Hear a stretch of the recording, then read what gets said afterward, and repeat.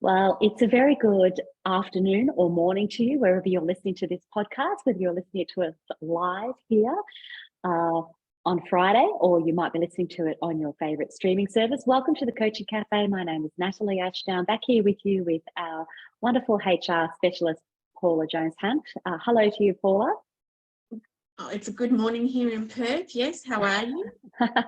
Great. Thank you for joining us again for this Coaching Cafe, where we're continuing our series on performance management conversations. And in particular today, it's about managing tricky conversations. And this topic has come up over the last couple of weeks. And we're like, don't worry, we'll talk about that in a couple of weeks' time. Well, here we are today to talk about these tricky conversations that might come up during our performance conversations.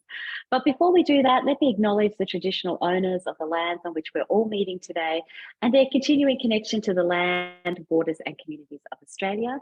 And also to all the people that might be listening from lands all around the world, actually.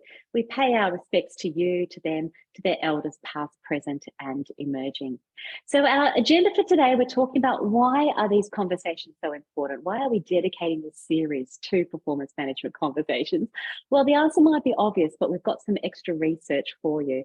We want to talk about today what makes a conversation tricky. And this is a great chance for you, if you're listening, to jump into the chat and, let's start generating, why do we think these performance management conversations become so tricky? And we'll pick up your comments as we go along.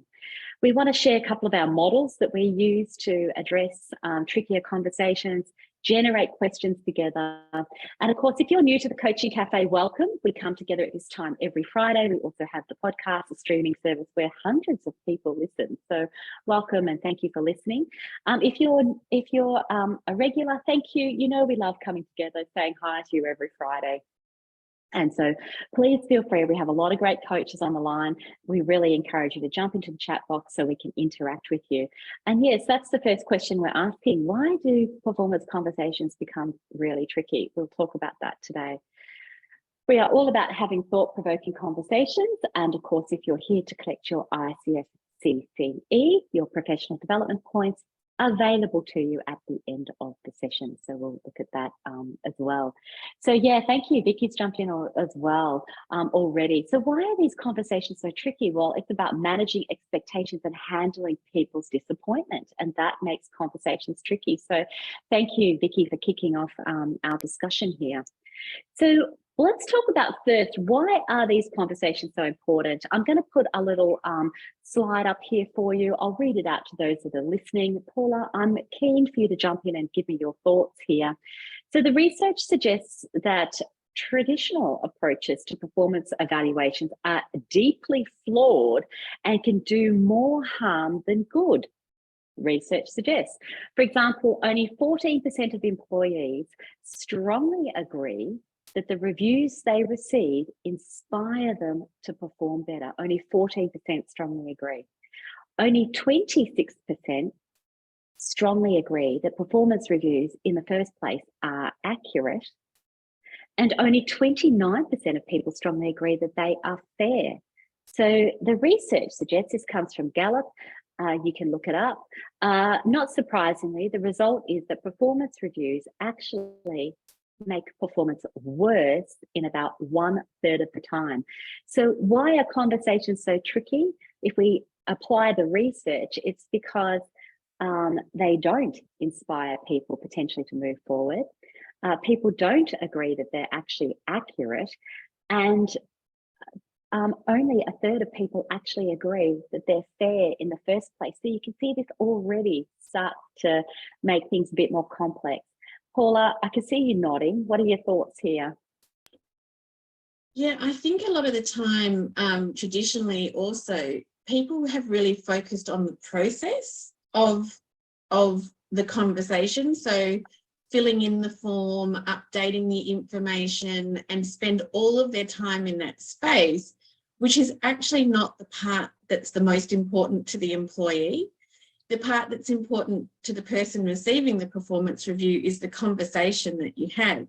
So if all the focus is spent in the process and the detail of it and not in the how did you come up with a great conversation? How did you really think about what you wanted the employee to know when they're in that session, then it makes it more about, I have to tick all of my boxes, which is never a really fun experience for anyone, versus the, what can I get out of this?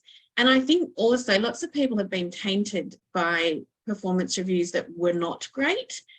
And so they almost bring that in, they bring that, I didn't have a great experience last time, so it won't be great. And it just, or I've never had a good one, so as a leader, I'm not sure how to do a good one. And you bring that into the conversation with you. Yeah, there's actually a lot in what you've just shared, excuse me there, Paula. In particular, we've been talking over the last 2 or 3 weeks now about conversations. So I'm not so fussed that the performance review might be, I don't want it to be a tick box exercise, but it is what we have been talking about, a summary of all the conversations we've had. So we're not just ticking the boxes following the process, we're summarizing all the conversations we've had. It might feel like a tick boxing exercise, and that's where it's no good. Like if it's only a tick boxing exercise in the process, then that's no good. But if it's an accumulation of all these conversations we've had, that is actually a good thing. So it's a bit, it's what we've been trying to really emphasize is the conversations over a period of time. And I think if they haven't had it, that's one of the things that make this final process so tricky. As a matter of fact, I have had a performance review during the week for my doctorate, and my final performance review was a summary of all my achievements. So I've been implementing everything we've talked about. And when they said, oh, so tell us what you've been doing over the year, Natalie, I simply said, well, I've documented everything I've achieved and the challenges I've had. I used Open Door Coaching's model. It's all there in the document. And I was a bit like, you can have a read if you want to read all that, but let's summarize what this is all about. So one of the things that make performance conversations so tricky, I think, is that it is actually only treated like an annual event, like the final review. There's lack of preparation, which I actually experienced this week as well from the people who were reviewing. There's lack of enthusiasm. It did really feel like a tick box, as you're suggesting, Paula. And the discussions can be unplanned and are often rushed and unscheduled. So there's a lot to be said about how these conversations have been set up in the first place, I think. What are you thinking? Yeah, absolutely. And I mean, we talked about it in, I think, our first session around how if you're the manager having the conversations, how you talk about the performance review, how you put it in your diary, the emphasis that you put on it. It has an impact on how the person feels walking into that meeting. And if you set it up and it feels extraordinarily formal, and the more formal you make it, the harder it is for people to relax and to listen to what you're saying and to present ideas, because they're concerned, I'm sitting in I'm feeling uncomfortable and I don't want to talk about things. And also how a manager responds when someone's presenting things to them. So if you ask a question and you're doing great listening, it automatically puts that person at ease and means that it's going to improve where you're sitting at that point in time. That person will feel more comfortable to present, to talk about what their achievements are and the like. So there is a lot in that preparation space. And I think it's like most things, the more you do in that prep space, the easier the conversation will be, because you have the information that you have and you've created a space where someone feels like they do want to talk. They do want to present their information. Yeah, and I think that's what we're talking about, isn't it? So the conversations become trickier and trickier when we haven't put in that preparation, when we haven't created that space for conversation, where we haven't been doing the regular conversations. Actually, we've had a laugh in the office just today as well, because for those of you that have school children, it's mid-year reporting season, isn't it? So, the kids are breaking up today potentially from school. In Victoria, they are anyway, and all the parents are receiving the school reports. And we had the laugh that, school reports are boring because they're just telling us what we want, what we already know.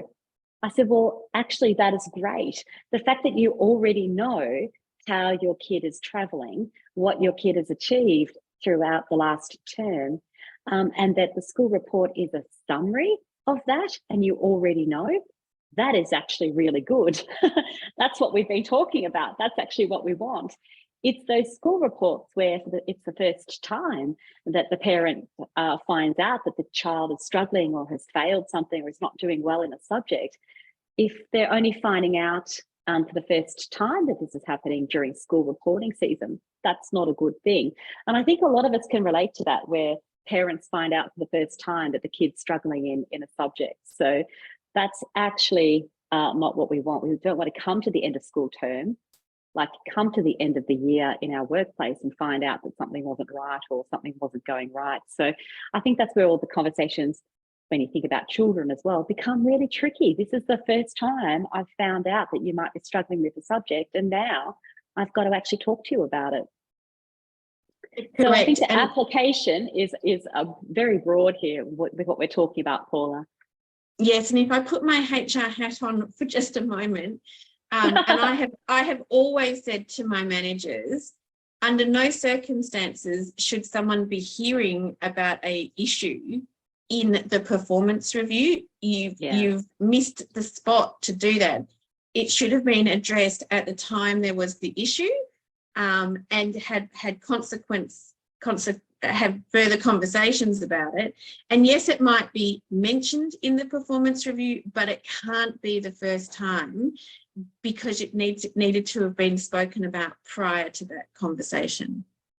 Yeah, absolutely. And I was reflecting on that for myself, when I was writing in my document, I was writing challenges that I had experienced over the course of the last 6 months as well, with the work that I was doing in my doctorate. And I thought to myself, I feel good. I feel actually proud, because the first time that supervisors are hearing that I was experiencing challenges like with workload or whatever it might be, my annual performance review in June is not the first time that my supervisors heard that I was actually being challenged with workload or whatever it might have been. So I was quietly proud of myself. We are walking the talk.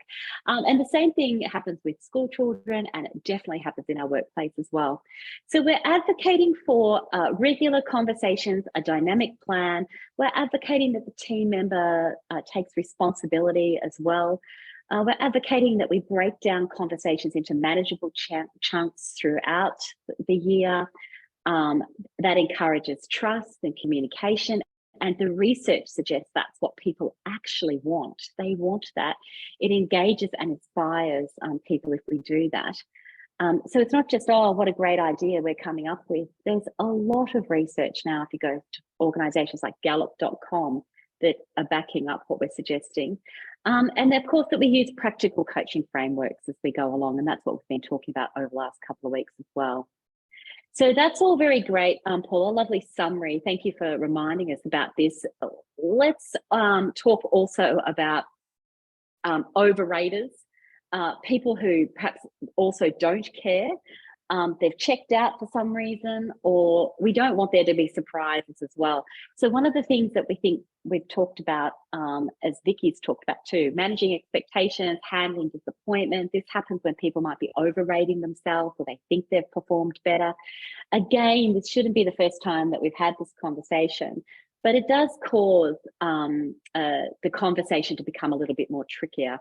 So what to do? Now, for those of you who can't see it, I've got a visual here of a very, very cute bunny in a hat. So we could pull a rabbit out of a hat, Paula, but we would prefer to use coaching tools. So talk us through this tool that we're offering here around. So for those of you that can't see the visual, we're thinking of, talk us through it, Paula. Tell us what the important parts of this visual are. Yeah, so it's looking at it's talking about shifting performance, and the word under, so shifting underperformance, has been crossed out. And I like that it's crossed out, because I have a theory about feedback, and it's not good feedback or constructive feedback. It's actually just feedback. It's information to take in and to work with. And when we look at performance, it's about how do we shift, lift, raise, or change the performance. and looking at your expectations and goals and where you need to be. So it's really about working with someone and saying, if someone is overrating, it's about trying to figure out what part of their performance are they overrating? What's the reason they think they're rating in that way? And then looking at talking about what is the expectation for that sort of a rating, and then trying to match it in.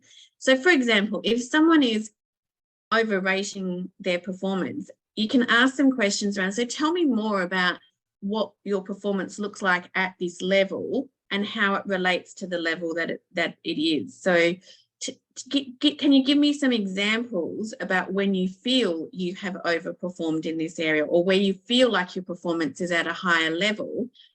And then you can look at, okay, so this is the level, this is the performance we would be expecting if you're rating at this level.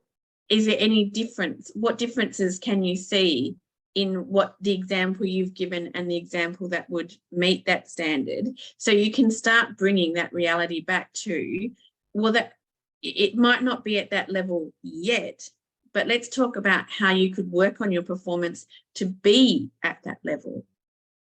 I think what you bring up is a really important thing here, Paula, because you're relating it back now to a competency table or some sort of work metrics or some sort of document that describes the role. But also in many organizations, in a role, there's certain levels. So to be considered a manager or a manager who exceeds expectations, then you would be wanting to do this kind of work, or performing these kind of tasks, responsibilities, etc. So we're coming back to what are the ratings tables? What does exceeds expectations, met expectations, or not meeting expectations? What does that actually mean? And what does it mean across the levels? And the thing I think that makes conversations very tricky here is people mistake workload and hours worked for working above level. So unfortunately, people can have ridiculous workloads and they're doing ridiculous hours, but they are meeting the requirements of their job. So it's really, really tricky, isn't it? Because just because you're working flat out and doing all these extra hours doesn't actually mean that you're exceeding the expectations of your role. You're meeting them, but there's just so many more hours involved. So this, I think, makes the conversations very difficult as well, because they're not actually working at a level above. For example, the level above might be that they have direct reports, or they're making decisions, or they're doing something that means that they're working in a higher capacity. Now, they might be flat out, but it doesn't mean that they're exceeding. So they're exceeding their expectation in terms of work effort and hours worked. There's no doubt about that, but it just makes conversations harder, I think. Yeah, absolutely. So, and I think sometimes it comes down to what they're focusing on. You might be working lots of hours, but are you focusing in the area that needs to be focused on? And what are you accomplishing in the hours that you're doing? And it's very hard when it's not a specific example, but yeah, so you might be there all day, every day, and putting in heaps of effort, which is great, right? And I think one of the things that people miss in this process too is a little bit like in the primary school system of rating kids from a performance perspective, is that if you are at the level you are supposed to be at, if you are performing exactly how we would expect someone to be, it normally sits in the middle. Yes. Because we want, that's exactly what we want people to be doing. So to move out of the middle, either up or down, it has to be significantly different than how everybody in that middle is working. And unfortunately, sometimes people feel as if the extra hours that they put in should equate, but it only equates if it uplifts the performance. if it changes the performance, if it raises the performance. And from a HR perspective, I know I sound sometimes like I've got a little soapbox on this one, but you should be able to do the job that needs to be done in the hours that are provided. If not, then there's a question about how big is this job. But it shouldn't be that, because I want people to go home and spend time with their family and friends. I don't want them to be at work for excessive hours. I want people to be able to do what they need to do in the hours provided.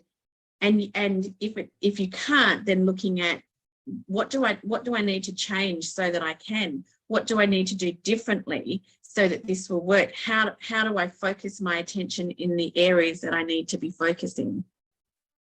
I agree with you, Paula. And then the reality hits as well, because you know, the reality is I have to do this job. I have to do all these extra hours. And people, the reality is they are working many longer hours now. I think COVID did that to us. We're extending our work hours because we're working from home. I think it was happening before COVID, and I think it was exacerbated when people went into lockdowns and et cetera, et cetera. So I think that the fine line that we're treading here is exactly what you said. Yes, I agree that the job needs to be reviewed. But I'm coaching people right now that there is no more budget for more people. So they're just doing more and more and more work. What it comes back to me is that you're exceeding the amount of work you need to do. You're doing an exceptional amount of work and you're high performing in that role. You're meeting the expectation. I think there needs to be some form of additional reward or recognition, because what it's coming down to now is, how, if that's the case, how do you reward and recognize your people? How do you give them that, you know, make them know that they're valued, other than just lip service in a performance review? So I'm coaching people now who have been absolutely slogging their guts out, and the performance review is going to be, we really value you, we think you're wonderful. I'm like, yeah, but I would like a little bit of cash attached to that as well. Otherwise, people don't feel that they're valued if they're not getting an increment or a reward or some form of recognition, or at some point it starts to catch up, I think. What do you think about that? Yeah, I absolutely agree. And I think we need to be, my recommendation too around this space is, if an organisation can't give you money, because there are lots of, like, if there's a pay increase, they then have to keep paying on that pay increase year on year out. So that's one of the impacts, is being a bit more creative around what you're asking for. So it might be around asking for additional learning hours. So I know that you can't do a pay increase, but what if you could give me some time to be able to do something differently? What if I could, you know, you have to find something that's personal for you, that's different, that's unique, and that has value for you. An organisation can't actually put together a group of products that everyone would agree on. So think about what's something that's really important to you when you're going into those conversations, and ask for that. And see, look, I'm saying give it a crack. And if you get it, it's all well and good. And you get a nice big tick. And if you didn't, at least you asked, at least you put forward an option for them to consider. It has a value in there anyway. Yeah, I definitely agree with you. So we're talking about, you know, managing these conversations. And again, as you suggested, it does come back to the expectations. It comes back to the expectations, the goals, where we're expecting people to be. And then from a grow model point of view, for those of you that are familiar, and I look at the people on the line, most of you would be, it is about understanding what is the reality, what's the reality that we're actually experiencing, or we have experienced over the last 12 months or 6 months. And then how do we shift, lift, raise, change that performance if someone is under where they need to be? But if they have exceeded, then what's the plan to move forward? Now the plan, or if they are working ridiculous hours, then the options fall out, as we've been talking about what they will do, when they'll do it, how they'll do it, what does that actually look like from an action point of view. So we're thinking about these different trickier conversations, and I really think coming back to something like this simple model really does make a difference. it allows us to focus the conversations back to what the goals were in the beginning, what the expectations were, and what actually happened, the reality of the situation. Welcome anyone's comments as we go along as well.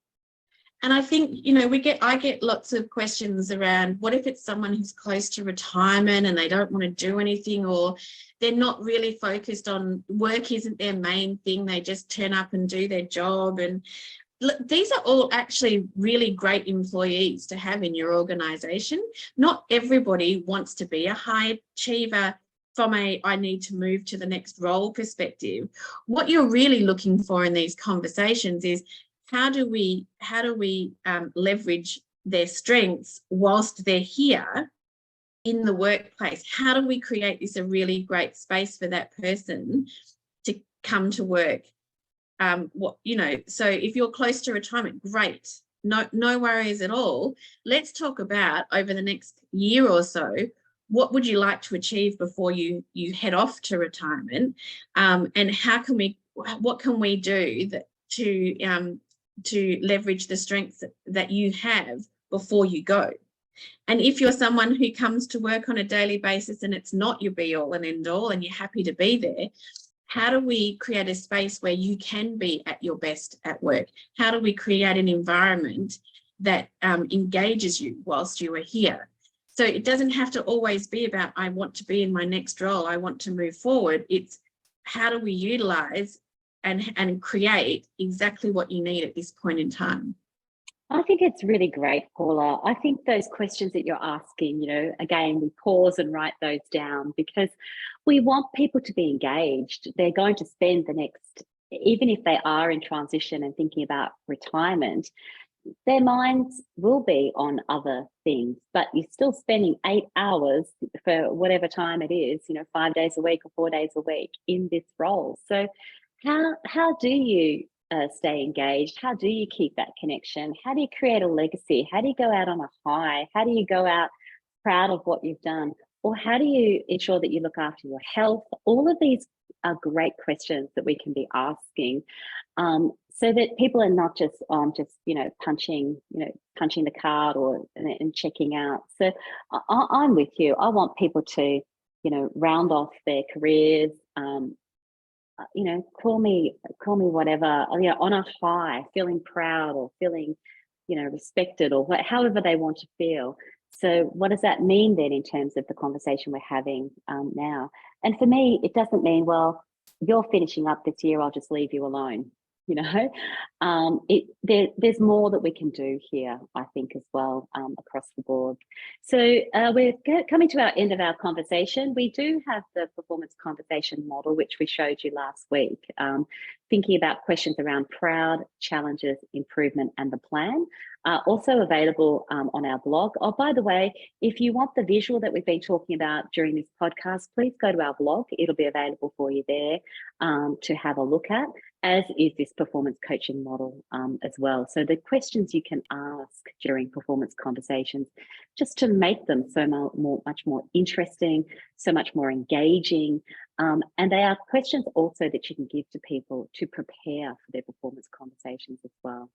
So lots to offer there from a coaching point of view. As we're finishing up, a final little mention as well. We are very excited to let everybody know that we are now accrediting people as level 1 accredited coach trainers. That means that the programs that you know and you love and you have achieved with Open Door Coaching, the coaching qualifications, now they're available as a level 1 ICF accredited course, as you will already know. But we are going to be training you to go out and deliver the course to your people, to your clients, in your workplace. It's a fabulous opportunity to extend what you're doing now. And we are really, really excited to make this opportunity available. You can contact us and talk to Paula about it. So with that in mind, thank you everyone for joining us. It's been terrific to have you thinking about those trickier conversations. It's not all roses when it comes to this performance conversation time. We really encourage you to think about your coaching, think about your coaching models, think about those great questions we've been asking over the last the last few weeks. So with that, we'll say thank you, enjoy your coaching, and we certainly look forward to catching up with you at our next webinar.